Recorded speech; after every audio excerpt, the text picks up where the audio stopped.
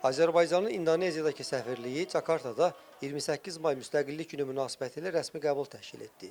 Tədbirdə İndoneziyanın dövlət və hökumət rəsmiləri, ictimai-siyasi, işgüzar, elmi, mədəni dairələrin nümayəndələri, Cakartadakı diplomatik missiyaların rəhbərləri, beynəlxalq təşkilatların nümayəndələri, Azərbaycan diasporunun fəalları iştirak etdi.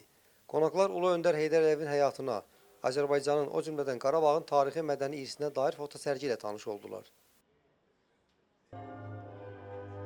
Azərbaycanın və İndoneziyanın dövlət himnləri səsləndikdən sonra Azərbaycanın 1918-ci il 28 may tarixindən başlayan müstəqillik tarixinə və ölkəmizin müasir inkişafına, turizm potensialına dair videosaflar nümayiş olundu.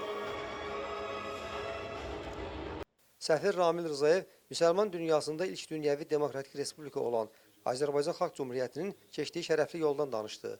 1991-ci ildə müstəqilliyini bərpa etdikdən sonra Azərbaycanın üzləşdiyi ciddi çətinlikləri Ulu Öndər Heydər Əliyevin uzaqgörən liderliyi və strateji siyasəti nəticəsində dəf etdiyini bildirdi. Qeyd etdi ki, Prezident İlham Əliyevin həmin siyasi kursu uğurla davam etdirməsi sayəsində Azərbaycanın sürətli inkişafı təmin olunub, ölkəmizin beynəlxalq nüfuzu artıb.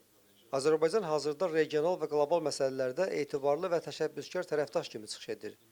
Diplomat Azərbaycanın vətən müharibəsində qazandığı şanlı zəfərdən, işğaldan azad edilən ərazilərdə aparılan bərpa və yenidən qurma işlərindən söz açdı. İki ölkə münasibətlərindən danışan səfir bildirdi ki, 1992-ci ildə diplomatik münasibətlər qurulandan sonra əlaqələr sabit şəkildə inkişaf edib. Ölkələrimiz BMT, Qoşulmama Hərəkatı və İslam Əməkdaşlıq Təşkilatı kimi mühüm beynəlxalq platformalarda birgə fəaliyyət göstərir. İndoneziyanın Enerji və Mineral Ehtiyatlar Nazirliyinin idarə rəisi Prahono Yulijanto Nurcahyo iki ölkə arasında diplomatik münasibətlər qurulandan bəri qarşılıqlı hörmət və ortaq istəklərə əsaslanan tərəfdaşlıq qurulduğunu diqqətə çatdırdı. Azərbaycanın əhəmiyyətli liderliyi və neft-qaz sahəsindəki təcrübəsi onu İndoneziya üçün enerji təhlükəsizliyinin gücləndirilməsində və davamlı enerji keçidimizin inkişafında strateji tərəfdaş edib, deyən İndoneziya rəsmisi əlavə etdi ki, ölkəsi Azərbaycanı enerji sabitliyinin və diversifikasiyasının təmin edilməsində tərəfdaş kimi qiymətləndirir. Prahono Yulijanto Nurcahyo Heydər Əliyev adına beynəlxalq təhsil qrantı proqramı çərçivəsində İndoneziyalı tələbələrin Azərbaycanda təhsil aldıqlarını, bu cür əməkdaşlığın xalqlar arasında dostluğu möhkəmləndirdiyini bildirdi. O, ölkəsinin müsəlman dövlətləri arasında əməkdaşlığı və həmrəyliyi daha da dərinləşdirmək məqsədi ilə Azərbaycanın 2026-cı ildə İslam Əməkdaşlıq Təşkilatına sədrliyini tam dəstəklədiyini diqqətə çatdırdı.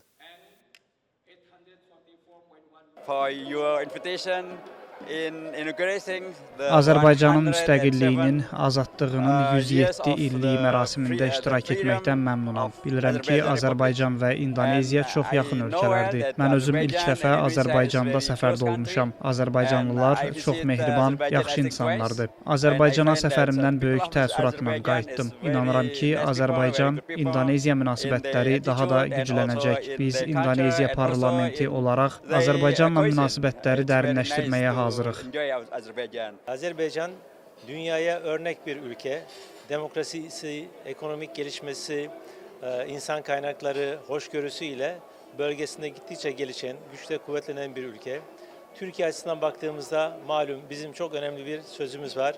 Biz iki devlet bir millet diyoruz. Azerbaycan'ı çok seviyoruz. Azerbaycan'la her alandaki ilişkilerimizi de geliştiriyoruz. Bugün Jakarta'da kutlanan Azerbaycan Milli Günü bütün aslında Endonezyalılara, diplomasi çevrelerine, medya çevrelerine Azerbaycan'ın ne kadar geliştiğini gösterdi. Çok anlamlı.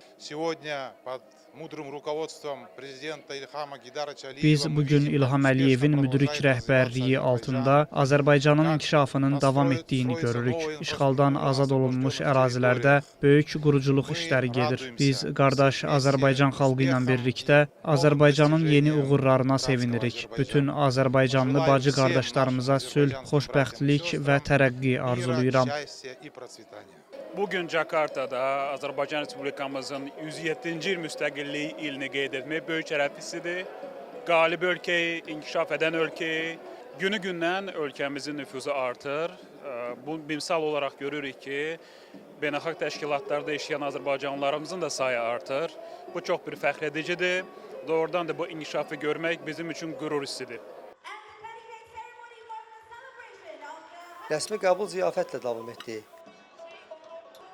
Qonaqlar Azərbaycan mətbəxinin təamlarını daddılar.